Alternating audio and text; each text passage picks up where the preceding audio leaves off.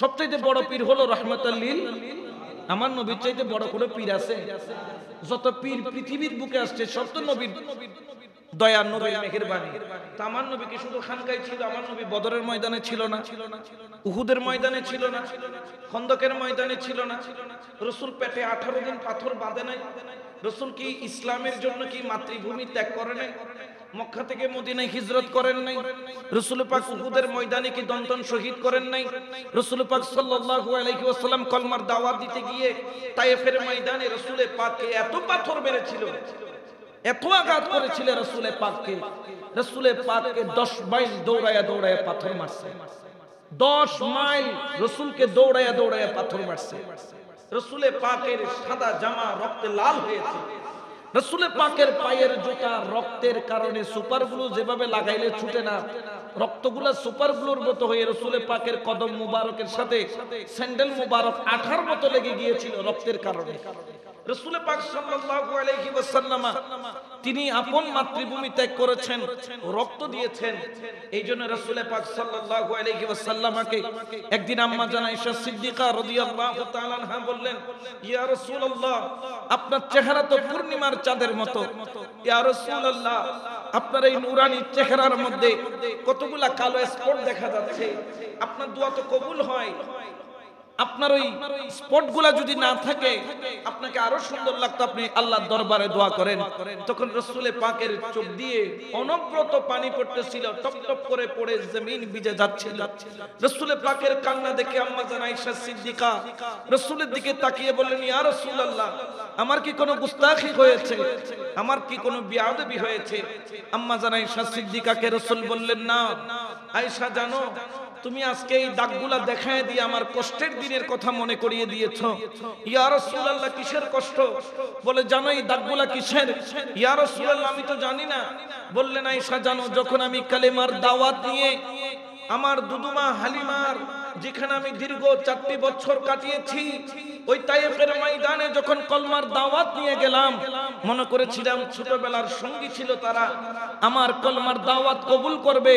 কলেমার দাওয়াত কবুল না করে তারা আমি রাসূলকে কলমার বিনিময়ে পাথর মেরেছিল। আমি রাসূলকে পাথর মারতে মারতে বেহুশ করে ফেলেছে।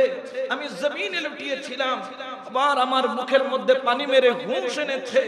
আমি আবার দৌড়াইতে তায়েফের ময়দানের গলিতে গলিতে দৌড়াইছি। যেই দরজাগুলো আমি রাসূলের জন্য খোলা থাকতো, সেই দরজাগুলো আমি রাসূলের জন্য বন্ধ করে দিল।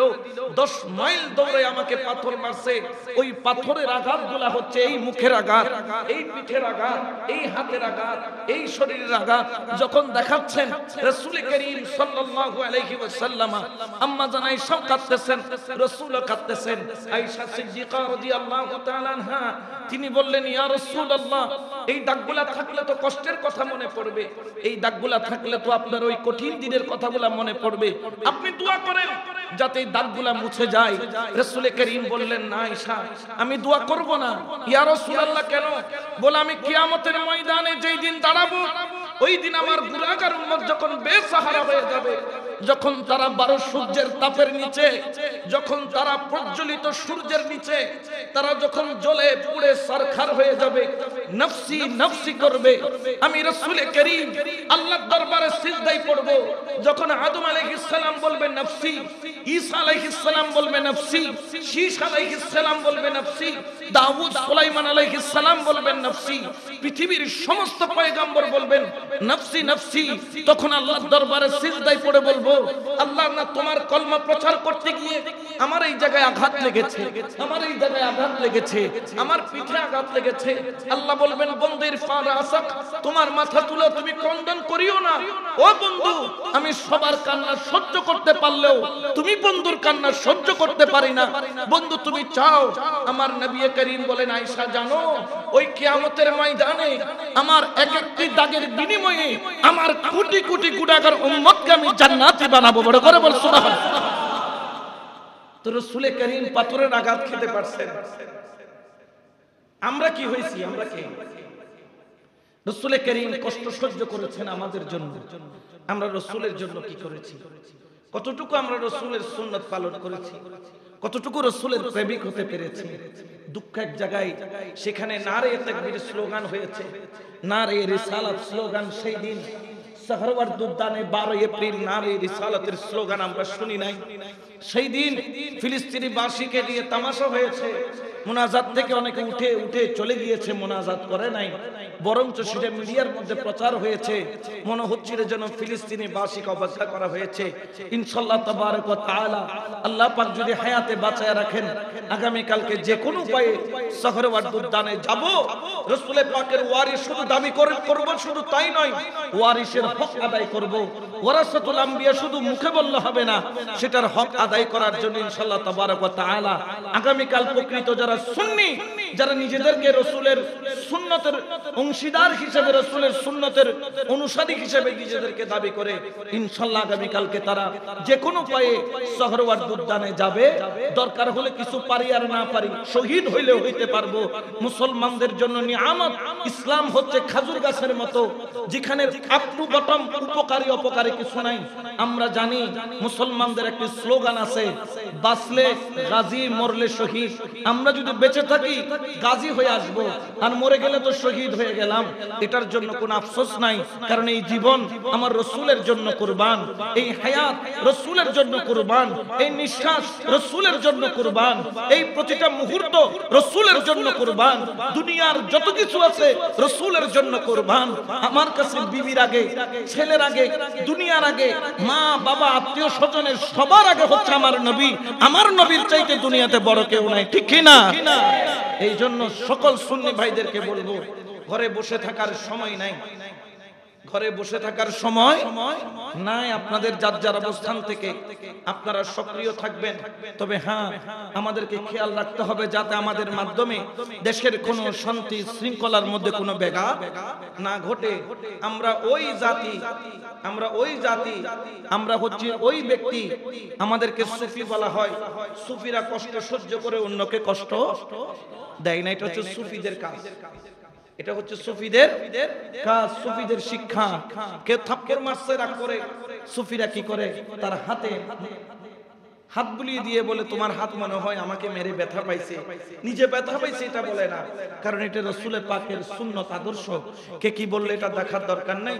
আমরা ইনশাআল্লাহ তাবারক ওয়া তাআলা আল্লাহ পাক যদি মেহেরবানি করেন, আগামী কালকে যে কোনো উপায়ে আমরা সাহরওয়ার্দ উদ্যানে উপস্থিত হব। আল্লাহ যারা ভাইরা অনেকে রওনা দিয়ে দিয়েছেন, অনেকে যাবেন, ইনশাআল্লাহ আমি রাত্রে বেলা রওনা দিব। যারা গিয়েছেন, যারা যাবেন, খেয়াল করেছেন, আল্লাহ সবাইকে নিরাপদে পৌঁছান।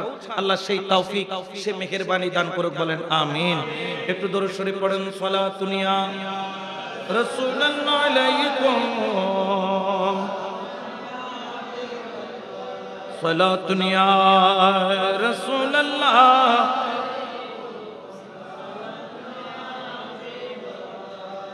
এই কথাগুলো কেন বলছি? কারণ আল্লাহ পাক রব্বুল আলামিন পাক কালামের মধ্যে ঘোষণা করেন, কুনতুম খায়রা উম্মাতিন উখরিজাত লিন-নাস। আল্লাহ পাক বলেন, হে আমার বান্দারা, তোমরা হলো উৎকৃষ্ট জাতি। আল্লাহ পাক আমাদেরকে সৃষ্টির মধ্যে শ্রেষ্ঠ জাতি করেছেন। এই জন্য মানুষের আরেকটা পরিচয় হলো আশরাফুল মাখলুকাত। সৃষ্টির মধ্যে শ্রেষ্ঠ আল্লাহ যাকে বানাইলো, ওই জাতির নাম হলো মানব জাতি। আল্লাহ পাক রব্বুল আলামিন আমাদেরকে বলেন কেন সৃষ্টি করেছেন। আল্লাহ পাক বলেন, খায়রা উম্মতি উখরিজাত লিন-নাস তা'মুরুনা বিল মা'রুফ ওয়া তানহাউনা আনিল মুনকার। আল্লাহ পাক রব্বুল আলামিন আমাদেরকে মানব জাতির কল্যাণের জন্য সৃষ্টি করেছেন এবং বলতেছেন, জেনে রাখো, তা'মুরুনা বিল মা'রুফ, তোমরা একে অপরকে সৎ কাজের আদেশ করো, এবং শুধু তাই নয়, ওয়া তানহাউনা আনিল মুনকার, মন্দ কাজের মধ্যে নিষেধ করো। জেনে রাখেন, এই যে কথাগুলা বললাম, এই কথাগুলা বলার পিছনে কোরআনের হুকুম আছে। সৎ কাজের জন্য উদ্বুদ্ধ করার জন্য আল্লাহ পাক পবিত্র কোরআনের মধ্যে একজন মুসলমানকে দায়িত্ব দিয়েছেন, মুসলমানকে জিম্মেদারি দিয়েছেন। কারণ যেখানে হক কথা বলার প্রয়োজন কেন বেশি, যদি হক কথা না বলা হয় তাহলে দেখা যাবে সত্যের সূর্য ডুবে যাবে, মিথ্যার সূর্য উঠে যাবে। জেনে রাখেন এই দেশ জাতি ততক্ষণ পর্যন্ত উন্নতি করতে পারবে না যতক্ষণ জাতি সত্যের উপর অটল না থাকবে, হকের উপর অটল না থাকবে, সত্যের উপর দায়েম এবং কায়েম না থাকবে। আল্লাহ বলেন, এ মুসলমান, তোমরা একে অপরকে ভালো কাজের মধ্যে উৎসাহ দান করো, হক পথের মধ্যে আহ্বান করো, তোমরা একে অপরকে সৎ কাজের আদেশ করো। যেই কাজ করলে ইসলামের কল্যাণ, যে কাজ করলে সমাজের কল্যাণ, যে কাজ করলে আল্লাহ খুশি, যেই কাজ করলে নবী খুশি, যেই কাজ করলে আল্লাহর এই মাখলুকাত খুশি হবে, তুমি সেই কাজের আদেশ দাও। ওয়াতানহাউনা আনিল মুনকার, এবং মন্দ কাজে নিষেধ করো। অর্থাৎ যেখানে অন্যায় হবে, যেখানে কোনো ধরনের জুলুম হবে, যেখানে নির্যাতন হবে, অন্যায় ভাবে কাউকে আঘাত করা হবে, তোমরা সেখানে যাইয়া ওই মন্দ কাজের মধ্যে নিষেধ করো, ওইখানের মধ্যে তুমি বাধা প্রদান করো। যদি তোমার হাতে মন্দ কাজের বিরুদ্ধে প্রতিবাদ করার ক্ষমতা থাকে তাহলে তুমি মন্দ কাজের বিরুদ্ধে হাতে প্রতিবাদ করো। তোমার সামনে কাউকে মার্ডার করা হচ্ছে, তোমার সামনে কারোর উপর জুলুম করা হচ্ছে, তোমার সামনে কারোর উপর অন্যায় করা হচ্ছে, তুমি সঙ্গে সঙ্গে সেখানে তোমার হাত দ্বারা বাধা প্রদান করো। দুইজনের মাঝখানে ঝগড়া হচ্ছে, তুমি তাদের মাঝখানে দাঁড়াইয়া সমাধান করে দাও। তুমি কাপুরুষের মতো দেখে চলে যাইও না। আল্লাহ পাক হুকুম করেন, তোমরা সৎ কাজের জন্য একে অপরকে সহযোগিতা করো, আর মন্দ কাজের মধ্যে একে অপরকে বাধা প্রদান করো। কারণ সৎ পথে চলাকে আল্লাহ পছন্দ করেন, মন্দ পথে চলাকে আল্লাহ পছন্দ করে না। তাহলে পবিত্র কোরআনে আল্লাহ আমাদেরকে সৎ কাজের নির্দেশ দিচ্ছেন। কোন কাজের? সৎ কাজের। আচ্ছা, ফিলিস্তিনের পক্ষে দাঁড়ানো এটা কি মন্দ কাজ না সৎ কাজ? এটার চাইতে, কারণ আমার এই ভাইদের পক্ষে পৃথিবীর বুকে কোনো আরব রাষ্ট্র আমার এই ভাইদের পক্ষে নাই, বরঞ্চ বর্তমানে বড় বড় যারা বিভিন্ন দেশের শেখ বাদশারা রয়েছেন, তারা আমেরিকার টাকার কাছে, ডলারের কাছে, পাউন্ডের কাছে তারা বিক্রি হয়ে গেছে। কেউ ভয়ে বলতে পারতেছে না, কেউ আবার টাকা পয়সা লেনদেন বন্ধ হয়ে যাবে বলতে, এই জন্য তারা বলতেছে না। এমনকি জানেন, গত কয়েকদিন আগে নিউজ হয়েছে, যারা বর্তমানে গাজার মধ্যে, যারা বাইতুল মুকাদ্দাস এবং গাজাবাসীর জন্য, ইসলামের জন্য যারা নিজের জীবন দিয়ে যাচ্ছেন, তাদেরকে কেনার জন্য 2 বিলিয়ন ডলার, কয় বিলিয়ন?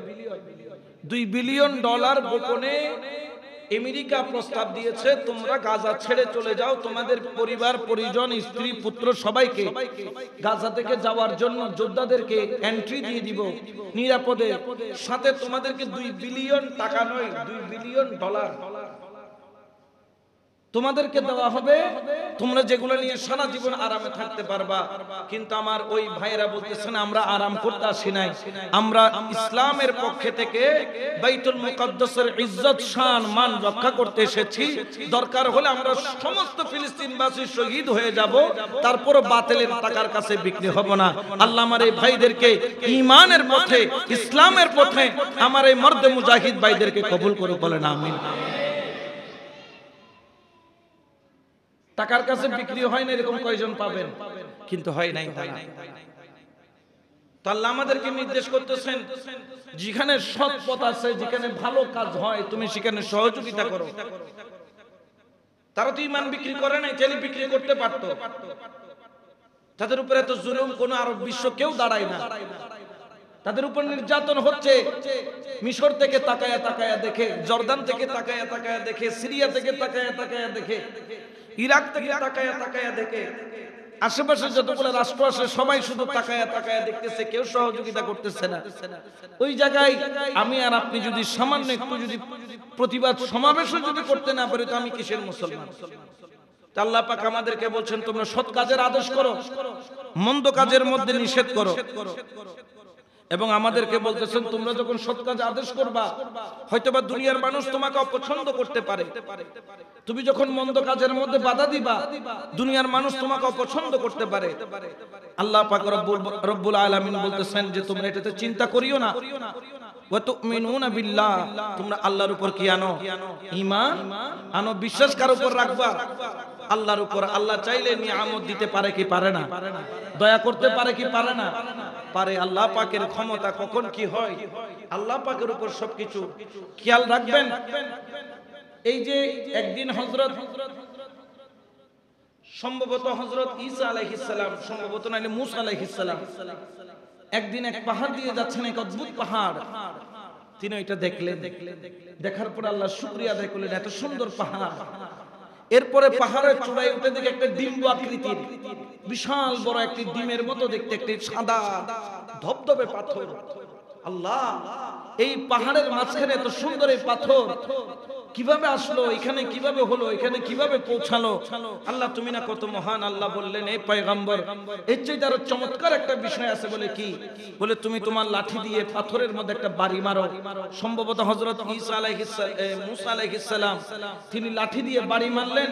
যখন বাড়ি মারলো, ওই পাথর দুই টুকরা হয়ে গেল এবং দেখতে পেল যে ওই পাথরের মধ্যে একজন বুজুর্গ আল্লাহওয়ালা, আল্লাহর ওলি সেখানে আল্লাহর জিকির করতেছে। বড় করে বল সুবহানাল্লাহ। আল্লাহর জিকির করতেছে একটা পাথরের ভিতরে। তো এই পাথরের ভিতরে জিন্দা রাখছে কে? পাথরের ভিতরে জিকির করতেছে আল্লাহ। তখন আল্লাহ পাক রব্বুল আলামিনের এই কুদরত দেখে পয়গম্বর আল্লাহর দরবারে শুকর আদায় করলেন, সিজদায় পড়ে কাঁদলেন, আল্লাহ তুমি না কত রহমান, তুমি রহিম, তুমি গফফার, তুমি সত্তার, তোমার ক্ষমতার কোনো সীমানা রেখা নাই। তখন ওই ব্যক্তি থেকে জিজ্ঞেস করলেন, ভাই তুমি এখানে কতদিন? বলে আমি 400 বছর এই পাথরের মধ্যে এক আল্লাহর ইবাদত করতেছি। কয়শো বছর? 400 বছর। বললেন, তুমি যে 400 বছর ইবাদত করছো, এখানে তুমি খাও কোত্থেকে? বলে তুমি দেখতেছো না এখানে একটি লতা, এই ডিম এই পাথরের ভিতরে? বলে হ্যাঁ। বলে যখন আমার খাবার সময় হয়, এই লতার মধ্যে আঙ্গুরের থোকা ঝুলে পড়ে, আল্লাহর জান্নাত থেকে আঙ্গুরের থোকা এই পাতার মধ্যে, এই লতার মধ্যে চলে আসে, যেটা আমি ভক্ষণ করি। বড় করে বলেন সুবহানাল্লাহ। এই লতার কানেকশন হলো জান্নাতের সাথে। এখন স্বাভাবিক চিন্তা হয়, 400 বছর যদি একটা যদি পাথরের মধ্যে থাকে, খাবার খেলে তো সেটা আবার বাহিরের একটা বিষয় আছে। আমরা যখন খাবার খেতে কি পেটে থাকে নাকি হজম হয়ে ডাইজেস্ট হয়ে যায়? আমরা মলমূত্রের মাধ্যমে ত্যাগ করি। আপনার কিভাবে ত্যাগ করেন এটা? তখন তিনি বললেন, তুমি যখন জান্নাতে যাবা, তখন কি সেখানে কি কোনো টয়লেট আছে? জান্নাতে কোনো পাবলিক টয়লেট আছে? কারণ জান্নাতে যেগুলা খাবেন, এগুলা আমাদের যেরকম মলমূত্র ত্যাগ হয় ওইভাবে কিন্তু বের হবে না। তো কিভাবে হবে? বলতেছি জান্নাতি খাবার খাবেন, একটি আপনার পায়ু পথ দিয়ে একটি বাতাস বের হবে, তবে দুর্গন্ধযুক্ত নয়, মেশকম্বরে খুশবুযুক্ত। কারণ জান্নাতে দুর্গন্ধের কোনো জায়গা নেই। বড় করে বলেন সুবহানাল্লাহ। তো এই পাথরের মধ্যে 400 বছর জিন্দা রাখছেন তিনি কে? আল্লাহ। তখন বললেন, কি আশ্চর্য ব্যাপার, এরকম আশ্চর্য তার দেখি নাই। তখন ওই আল্লাহওয়ালা বলি বলতেছেন, তার চাইতে আরো আশ্চর্যের একটা বিষয় আছে। বললেন, কি বিষয়? বলে আখেরি নবীর উম্মত। বলে কি আশ্চর্য বিষয়? বলে ওই উম্মত এত পাওয়ার, এত ক্ষমতা, আল্লাহ তাদেরকে এমন একটি মহিমান্বিত রাত দিবেন, যার একটি রাত্রের ইবাদত আমি এই বলি 400 বছর পাথরের ভিতরে ইবাদত করে যে সওয়াব অর্জন করেছি, ওই আখেরি নবীর উম্মতের এত মর্যাদা আল্লাহ দান করবেন, তাদের এক রাতের ইবাদত আমার 400 বছরের ইবাদতের চাইতে দামি হবে। বড় করে বলছো মা। তো এত বড় নিয়ামত এটা দিয়েছেন কে? আপনাকে আমাকে আখেরি নবীর উম্মত বানাইছেন। সম্মান যতটুকু দিয়েছেন আল্লাহ পাক আমাদেরকে, সেই সম্মানের হক আদায় করার দরকার আছে না নাই? হাদিস শরীফের মধ্যে আছে, وعن زرير بن عبد الله رضي الله تعالى قال سمعت رسول الله صلى الله عليه وسلم يقول من رجل يكون في قوم يعمل فيهم بالمعاصي। আমার দয়াল নবী রাহমাতাল লিল আলামিন তিনি বলেন, জারির ইবনে আব্দুল্লাহ বলেন, ক্বালা সামি'তু রাসূলুল্লাহ সাল্লাল্লাহু আলাইহি ওয়াসাল্লাম, আমার নবী বলেছেন, আমি শুনেছি, ইয়াকুলু মিন মা মিন রাজুলিন ইয়াকুনু ফি কওমি ইয়ামালু ফিহি বিমাআসি। আমার কামলিওয়ালা নবী বলেছেন, আমি শুনেছি। কি শুনেছেন? যেই জাতির মধ্যে কোনো এক ব্যক্তি পাপ কর্মে লিপ্ত হয়, গুনার মধ্যে লিপ্ত হয় বিল মাআসি, জেনে রাখো ইয়াকদিরুনা আলা আন ইউগাইয়িরু আলাইহি ফালা ইউগাইয়িরু ইল্লা আসাবাহুমুল্লাহ। যখন কোন ব্যক্তি পাপ কাজের মধ্যে লিপ্ত হয় আর যদি এলাকার মানুষের কাছে শক্ত সামর্থ্য আছে ওই পাপ কাজের মধ্যে বাধা দিল না, যেমন ধরেন অনেকে চাঁদাবাজি করতেছে, আছে না নাই? অনেকে শক্ত সামর্থ্য আছে কিন্তু বাধা দেয় না, কারণ কি চাচা আপন যান বাসা এরকম চিন্তা করে। অন্যায় হচ্ছে বাধা প্রদান করতেছে না, জুলুম হচ্ছে বাধা প্রদান করতেছে না, অন্যায় কাজ জুলুম চাপিয়ে দেওয়া হচ্ছে কিন্তু মুখ বুজে সহ্য করতেছে, কোনো প্রতিবাদ করতেছে না। বলতেছেন কেউ যখন অন্যায় করে আর এই অন্যায় কাজের মধ্যে যদি শক্তি সামর্থ্য থাকার পরেও কেউ যদি বাধা প্রদান না করে, তখন বলতেছে জানো আল্লাহ পাক রব্বুল আলামিন ওই জাতির উপর মৃত্যুর পূর্বে আল্লাহর একটি গজব নাযিল করে। নাউযুবিল্লাহ বলে। যদি শক্তি সামর্থ্য থাকার পরেও অন্যায়ের প্রতিবাদ করা না হয়, ইল্লা আসাবাহুমুল্লাহু বিইকাবিন মিন ক্বাবলি আন ইয়ামুতু, মৃত্যুর পূর্বে আল্লাহ পাক ওই জাতির উপর কি দান করেন? আসাবাহুম, একটি মুসিবত দান করেন, একটি মুসিবত দান করেন। এই মুসিবত যেমন আমাদের উপর আল্লাহ পাক করুণা দিয়েছিল, ঘর থেকে বাইরে যেতে পারছে, যারা পর্দা করতো না এরাও মাস্ক দিয়ে একটার উপর তিনটা দিতেছে, বেপর্দারাও কি করতেছে? পর্দা করতেছে। এমনি পর্দা করতে বললে, বোরকা পড়তে বললে, পর্দা পুশিদা হতে বললে বলছে আমার নিঃশ্বাস বন্ধ হয়ে যায়। যখন করোনা হয়েছে তখন হ্যান্ড গ্লাভস, হাত গ্লাভস, পা গ্লাভস, নাকের উপর মাস্ক একটা না 5টা দিয়েছে। অনেকে তো মুখোশ পরেছে, সাদা একটি পুরা মুখোশ সামনের উপর, যেখানে গরম ওইটা সহ্য করতে পারতেছে, কিন্তু পর্দা করতে বলে যে একজন হয়তো হুজুর আমার ওয়াইজ বেশি ভালো লাগে, কিন্তু পর্দা করতে গেলে আমি বেশি দেই ফান্ডে কিয়া খোদা নাকন মিদ্দা খদ দিয়ে লাগাইলে নিঃশ্বাস বন্ধ হয়ে যায়, এরকম ফতোয়া দেয়, অনেক ধরনের যুক্তি দেয়। যখন কোন জায়গায় অন্যায় কর্ম হয় এবং এই অন্যায় কর্ম যদি আপনার হাতে শক্তি আছে, আপনি যদি প্রতিবাদ না করেন, আল্লাহ বলছে তোমার মওতের পূর্বে একটি আমি গজব দান করব, যে গজব তুমি সহ্য করতে পারবে না। আমি এমন গজব দিয়ে দিব যে গজবকে মোকাবেলা করার ক্ষমতা তোমার নাই। কখন দান করবেন এই গজব? যখন তোমার শক্তি সামর্থ্য থাকার পরও তুমি অন্যায়ের কি না করো? প্রতিবাদ না করো। এই জন্য অন্যায় হলে সেখানে প্রতিবাদ করতে হবে। গত কয়েকদিন আগে দেখেন নাই এই দেশের যেন মগের মূল্য হয়ে গেছে, একটা ছেলেকে যে মেরে ফেললো, অপরাধ কি? একটু করে হাসছে,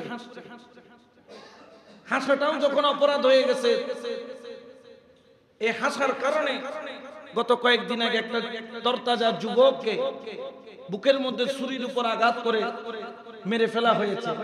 ঠিক না? আশেপাশে কি লোকজন ছিল না? ছিল তো, সবাই তাকায় তাকায় তামসা দেখছে আর ভিডিও করছে। কিন্তু দরকার ছিল কি ভিডিও করা, নাকি সেখানে প্রতিবাদ করা? তাকে তাড়াতাড়ি মেডিকেল, অন্তত পক্ষে কিছু করতে না পারলে দ্রুত তাকে মেডিকেলে নিয়ে যাওয়া, তার চিকিৎসার ব্যবস্থা করা। এই জন্য কখনো জুলুম করবেন না। বড় দুঃখের বিষয়, গত কয়েকদিন আগে দেখলাম এক মুরব্বী, একদম দাদার বয়সী, আমার এই মুরব্বী থেকেও বয়স বেশি, উনার মতো, ট্রেনের মধ্যে গিয়ে নিজে আত্মহত্যা করেছে। গত কয়েকদিন আগে দেখেছি এটা ভিডিও, দেখে চোখের পানি অঝরে ঝরেছে।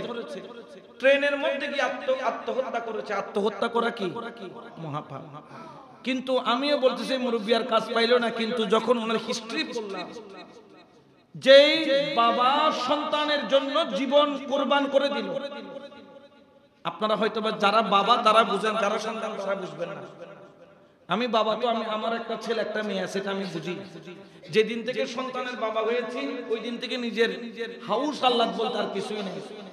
এক জোড়া নিজের জন্য জুতা কেনার আগে ছেলের জন্য ভাবি আমার থেকে তো আমার ছেলের দরকার, আমার ছেলে এই জুতা পছন্দ করে। নিজের জন্য একটা কাপড় সিলানোর আগে ছেলেরটা ভাবে আমি সিলাচ্ছি আমার ছেলের জন্য, আমি তো সিলাইতে পারলাম না, আমার ছেলেটা আগে সিলাই দিই। দেখবেন যে যারা বাবা পুরান জুতা 3 বছর পরে, 2.5 বছর পরে সন্তান বললো বাবা এক জোড়া নতুন কিনেন না, তখন বলছে না অফুস চলত তো কেন চলতেছে তা না, কিন্তু চালাচ্ছে। কারণ কি? কারণ তিনি ব্যবহার না করে আপনার পায়ে জুতার ব্যবস্থা করেছে, তিনি নতুন কাপড় না পরে আপনার জন্য নতুন কাপড়ের ব্যবস্থা করেছে, তিনি সারাদিন মাথার ঘাম পায়ে ফেলে আপনার জন্য রিজিকের ব্যবস্থা করেছে, আপনার টিউশন ফির ব্যবস্থা করেছে, আপনার লেখাপড়ার খরচ জুগিয়েছে, আপনি একটু ভালো করে চলতে পারেন, আপনার ঘরের মধ্যে ফ্যান লাগিয়েছে, আপনি যাতে একটু ঠিক মতো পড়তে পারেন এলইডি লাইট লাগাইছে, আপনি যাতে ঠিক মতো থাকতে পারেন, আপনার সমস্ত কিছুর ব্যবস্থা তিনি করেছেন। আপনি আধুনিক একজন ছেলে, আপনার জন্য ভালো মোবাইল লাগবে, এই জন্য ভালো মোবাইলটা আপনাকে কিনে দিয়েছেন, নিজে বাটাম মোবাইল ব্যবহার করে।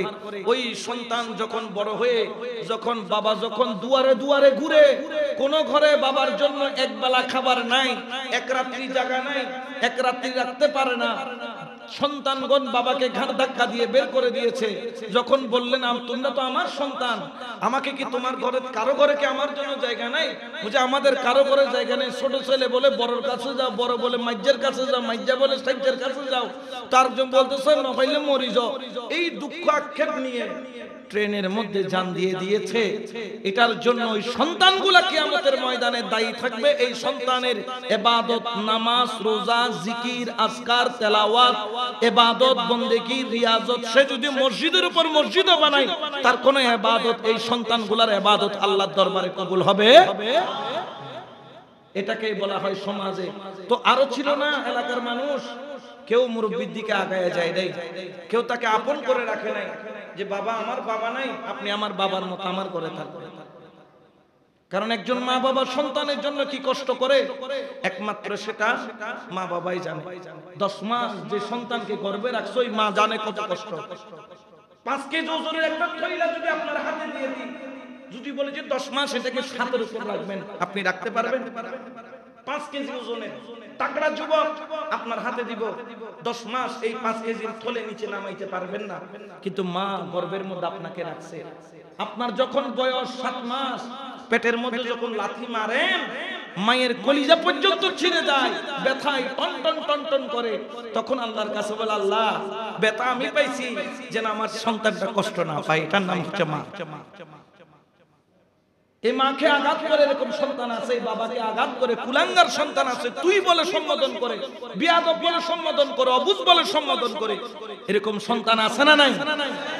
মা বাবা সন্তানকে কাটতেও পারবে, মা বাবার অধিকার আছে সন্তানকে পিটাইতেও পারবে, মা বাবার অধিকার আছে সম্পদেরও। তোমার সারা জীবনের যত ইনকাম, এগুলোর উপর সবচেয়ে বেশি হক হচ্ছে মা বাবা। এখন তো আমরা তো আমাদের সম্পত্তির এই টাকা পয়সার হকগুলাকে বউয়ের কাছে দেই।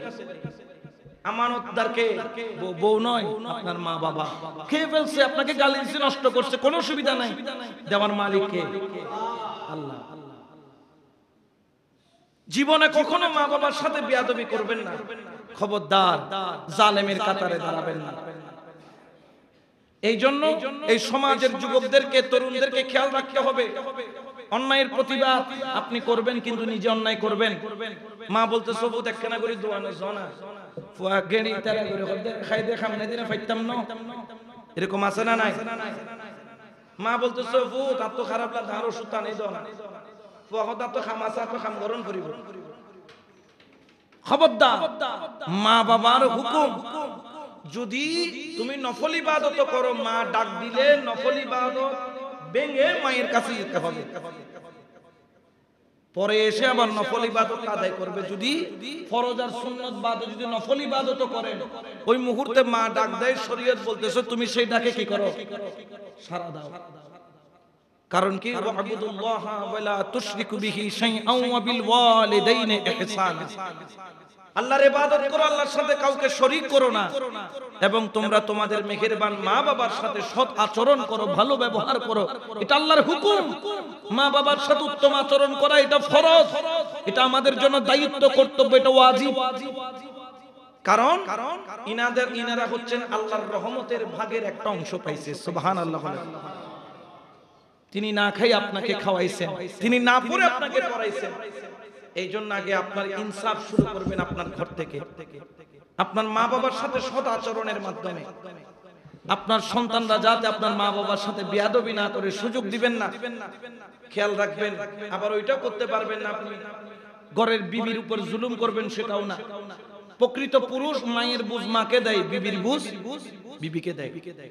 একটা জিনিস জেনে রাখবেন, কখনো বিবির সামনে মাকে ছোট করবেন না, কখনো মা বাবার সামনে বিবিকেও ছোট করবেন না।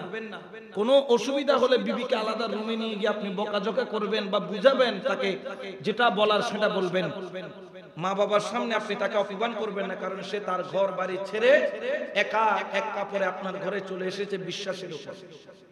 আবার আপনি আপনার বিবিকে মহব্বত করতে গিয়ে মা বাবার মনে এমন আঘাত দেওয়া যাবে না যেটার দ্বারা আপনার দুনিয়াও শেষ আখেরাতও শেষ।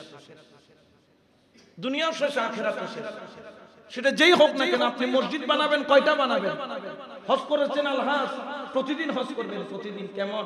রাসূলে পাক বলছেন, যার সন্তান মাকে বাবাকে মহব্বত করে গিয়ে ঘরে গিয়ে ও মা বলে ডাক দিল, মা যখন সন্তানের ডাকে বাবা বলে পিছনের দিকে তাকাইয়া বা আর ফুদাই সিনে ওপু তাইয়ু আইয়ু, এই যে ওপু তাইয়ু, এই যে মুখে আনন্দ নিয়ে সন্তানের দিকে তাকাইলো, বলে তাকানোর সওয়াব কি জানো?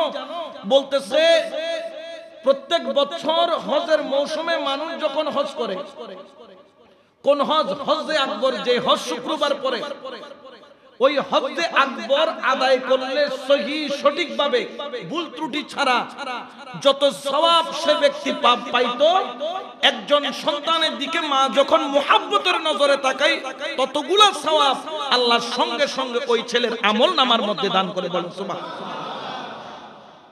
একজন বললেন, ইয়া রাসূলুল্লাহ, আমার মাকে যদি আমি ডেইলি 100 বার খুশি করি, মিআতা মাররাতান 100 বার, রাসূলে পাক বলছেন তুমি ভাগ্যবান, একদিনে 100টা মকবুল হজের সওয়াব তুমি পাবা। আর তুমি যদি মাকে কষ্ট দাও বলে 100 বার হজ করলো, তোমার কোনো হজ আল্লাহর দরবারে কবুল হবে না। ইয়া আল হাজ লিখিবিলি, কিন্তু মার মেকে কোনো খবর নাই। খবরদার, যুবকদেরকে বলবো, তরুণদেরকে বলবো, তোমার ঘরে সর্বপ্রথম তোমার পীর হচ্ছে তোমার মা বাবা। এরপরে দর্শে তাসাউফের জন্য, তরিকতের জ্ঞানের জন্য মা যদি কামেল ওলি না হয়, যেমন ধরেন গৌসুল আজম মাইজবান্ডারের আওলাদারাই ওলি না, তো ওনারা তো ওনার বাবার কাছে মুরিদ হচ্ছেন। ওলি বিদে যদি আপনার মা বাবা কামেল ওলি না হয়, তাহলে আপনি একজন কামেল ওলির কাছে যাবেন। কিন্তু খবরদার, কোন অবস্থায় মা বাবার সাথে বেয়াদবি করা যাবে না।